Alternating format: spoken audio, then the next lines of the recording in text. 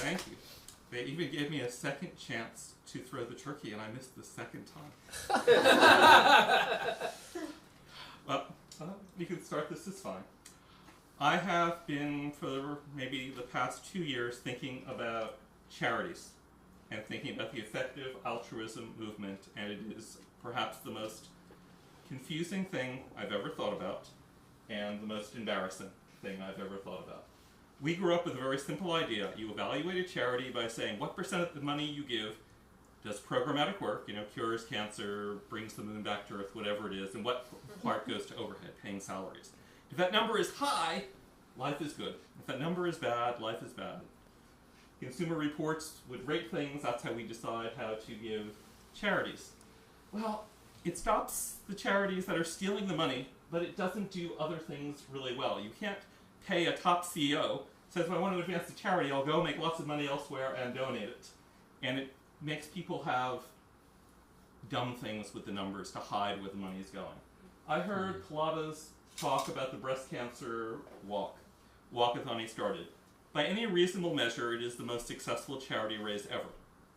On the metric we use, it isn't. Consider for the moment Amazon. Amazon referral. You go and you take the link and some percentage of the money, tiny percentage, goes to the charity, and Amazon gets the rest to go and send you your DVD player or whatever else it is.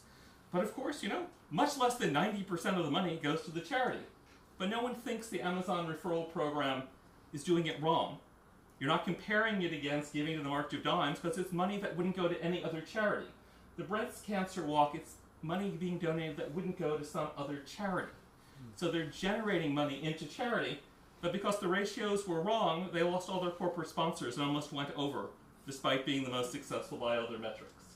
This confused me. I talked to lots of experts who found it confusing, never thought about it. So I turned to the Center for Effective Altruism, probably the clearest thinking on this, and it's talking to them. On any topic I talk to them, I feel dumb. I feel dumb on vegetarianism, I feel dumb on abortion, I feel dumb on global population. On topics that I never ever thought I would ever feel dumb, I feel dumb. They're probably right on everything, but they're so much brighter than I am. If they were wrong on everything, I don't think I'd know. The Christians said, never argue with Satan because he's brighter than you are and he will trick you. These guys could be Satan. They could get away with it. So they had a simple measure, lives saved per dollar. $3,000, you can save a life now, most effective thing. And this demotivates everyone because, rather than giving guide dogs to the blind, that's a lot of money. It's not saving lives. Everything should just go to saving lives. It takes all the fun out of charity, and then people think about that, and rather than giving the money more effectively, most of them don't donate at all. Truth does not help here. They do some things really well, say, well, for all the things trying to save lives, how do we save most lives per dollar? When we're going to go and give people incentives to come into the childhood clinics and things, what sort of bribes do we give them? Turns out that's really hard. You take measures that they had, you want people to come in, vaccinate their children, and give them lentils. Really worked, outperformed everything. But you go to identical villages 5 miles in any direction, it doesn't work. Lipstick outperforms almost everything in terms of bribes to give people. But it's not programmatic and it makes your numbers go, so you can't do this. They also noticed some unpopular truths. There are several well-respected AIDS programs that are treating more people than exist in the areas that they're going to. Have been doing it every year. They are funded by the most careful charities, and what was pointed out to the foundations funding them, no one wanted to talk about it. So Peter Singer said, well, all this stuff that would work right of telling the truth and thinking carefully, if it gets us to not act, it doesn't help us very much. We have to think of the full effects. And so I looked at the effects, and the best research says the way to get poor people to do better in the outside world is give them money. They do better spending it than the programs do. We have a lot of people sending money back home, remittances. It's inefficient. If we can make that more efficient, we can have more money in the hands of people that need it. So I'm now on the board of directors of a company doing that, saying we'll make all of the services free to those entities. I looked at Ashoka, and they started on an empathy teaching basis, but now they have pre-screened what they think of as the Fellows Program, more than 4,000 projects. And I took a statistical sample of those and said, how many of these have feet on the ground in those countries? where they're moving money, and I could bring this technology to them free, advance their program, and can I match their programs against other known startups so as to make them more effective as charities?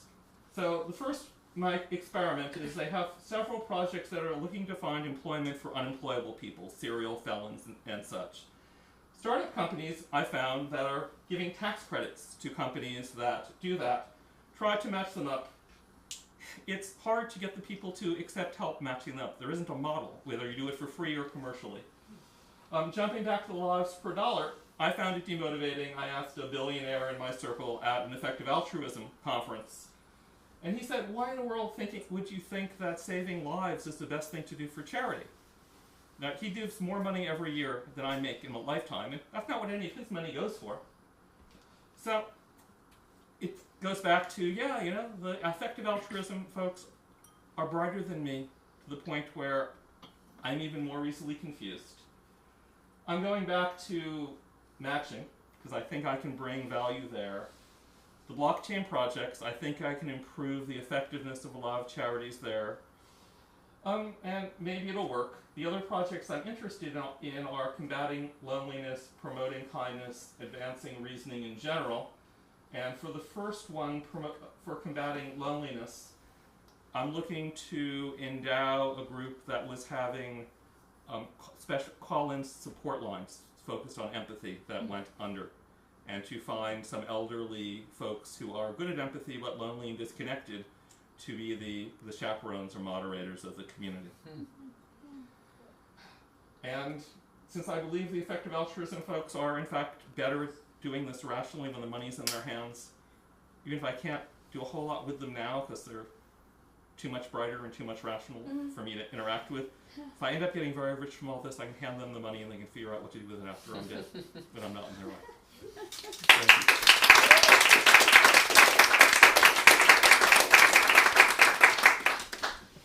you. Yes. So you seem to be alluding to a program that would help them be more effective. What is that you were alluding to there? So there are two things that we're looking at. There are a lot of charities that are moving money from advanced nations to lesser developed nations. Moving that money is hard. Whether you're doing it as sending it to the family in Western Union, taking 8% of it, some places 20% of it, or whether you're putting it through governments that are going to have corruption and bribery. So if we can give them a way to move money that doesn't have the overhead and risk of theft, we can get more of the money on program.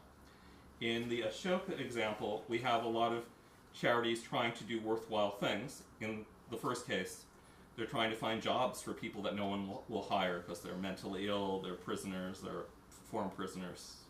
There are people who are in old age homes and are homebound.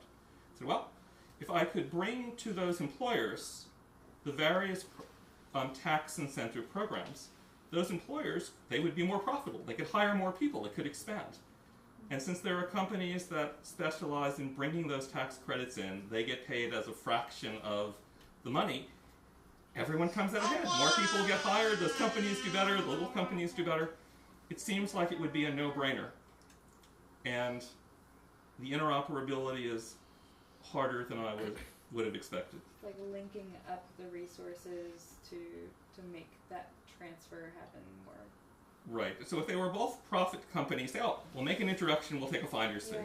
They're both charities, they'll cooperate, but bridging the gap from one to another, whether you pay them, whether they pay us, whether they don't pay us, it's hard for them, and there are some scaling issues. The charities are a little bit too diverse. They're finding a lot of things that have 10 or 20, and the startup companies rather find an entity that has 200 or 300. So we may soon count this one a failure and go on to our next dimension of match. With 4,000 programs to choose from, I can fail for a long time before I'll run out of list. Chris? You seem to characterize saving lives as boring. Yes. I have a different suggestion. It may simply be too morally uncomfortable to think about. If we know that $3,000 will save a life, then all of us could donate $3,000 and save a life apiece, and the minute we have that thought, we think, well, I should do that, and then we think, well, I don't want to do that, and then we think, I better not think about that at all. This is a real problem, but it's a separate problem. We have the same problem we talk about combating river blindness or anything else. The $3,000 would save a life, so that's, so for my son's weekend restaurant dinners, that's 3 lives. Then we say, well, if everyone did that, then all the restaurants would be out of business. We all stopped going to restaurants and we put the money there. If we all took the same, yeah. And so the question of how that scales, and can someone take the first step because they feel bad about the next step?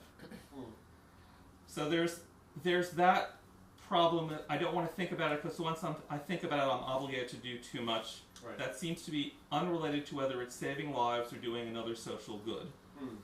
For most of the people that are doing significant donations outside of the effective altruism space, they're donating to a charity that is somehow similar to my father died of cancer, my cousin is blind, my this, that. They're finding a similarity with the target group, and that motivates them to do something. Saving generic lives doesn't seem to motivate people very well. They just don't care. One life is a tragedy, a million is a statistic. And what's the quality